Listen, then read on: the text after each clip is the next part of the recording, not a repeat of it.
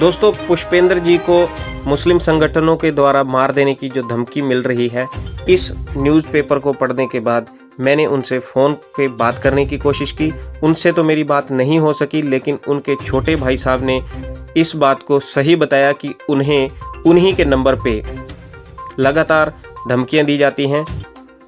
तो दोस्तों, पुष्पेंद्र जी के परिवार में एक डर है, एक भय है उनके मन में कि कभी भी कोई भी अनहोनी हो सकती है।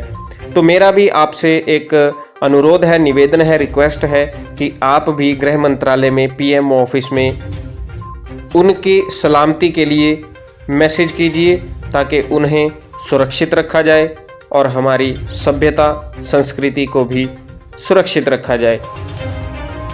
जय हिंद दोस्तों, my dreams Bharat Swabhiman YouTube channel में आपका स्वागत है।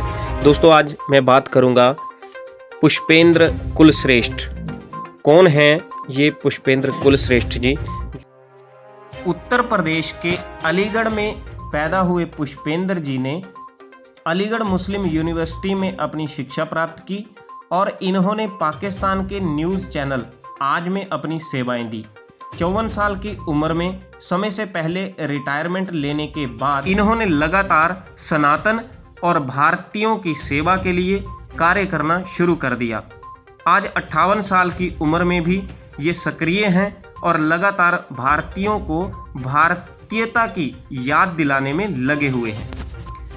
यह श्रीमद् भगवत गीता जी और कुरान के महान ज्ञाता हैं। इन्होंने हमें ये बताया है कि कैसे मौलवी वो सिखा रहे हैं वो कुरान में नहीं लिखा गया है। ये भारतीय जनता को ये भी बता रहे हैं कि कैसे सरकारों के द्वारा भारतीय संस्कृति और समाज को नीचा दिखाया जाता रहा है और क्या क्या चीज़ों से, भारतीय संस्कारों से, भारतीय विद्याओं से भारत की जनता को दूर किया जा रहा है। ये हर शहर, हर प्रांत में घूमकर लोगों को जागृत कर रहे हैं। अपनी 3 लाख रुपए की नौकरी छोड़कर ये समाज की सेवा के लिए काम कर रहे हैं।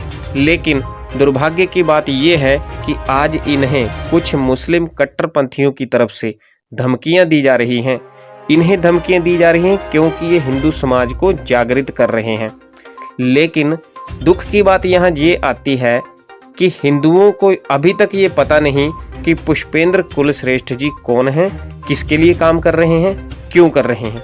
तो दोस्तों, इनको जानने और समझने के लिए आप इनकी वीडियोस देख सकते हैं। यूट्यूब में और सोशल मीडिया में ये छाए रहते हैं। लेकिन सीधी सी बात ये है, आप इसलिए इन्हें नहीं जानते क्योंकि आपके अंदर वो क्यूरियोसिटी ही नहीं है कि हम जानें हम कौन थे, हमारे पूर्वज कौन थे। जिस इंसान देश के इस महान योद्धा को जानना पहचानना आपका कर्तव्य ही नहीं बल्कि आपकी एक नैतिक जिम्मेवारी में भी शामिल होता है। तो दोस्तों, आपको एक बात और याद दिला दूं कि भारतीय जनता, सुप्रीम कोर्ट और भारतीय सरकार को इन्होंने ही बताया 370 के बारे में और 370 से होने वाले घातक परिणामों से। इन्होंने ही बताया कि 35 अल्फा क्या है और अब ये चाहते हैं कि भारत की जनता को पता चले कि 30 अल्फा और 30 से क्या भारतीय समाज को लाभ और हानियां। तो दोस्तों, एक भारतीय महान योद्धा की अगर जिंदगी दांव पर है, वो खतरे में है, तो उन्हें और फेमस करना हमारा कर्तव्य बनता है। इनकी जितनी भी वीडियोस आपको यूट्यूब में, सोशल मीडिया में दिखती हैं, उन्हें ध्यान से देखिए, समझिए और उनके बारे में विचार कीजिए। जय हिंद, जय भारत।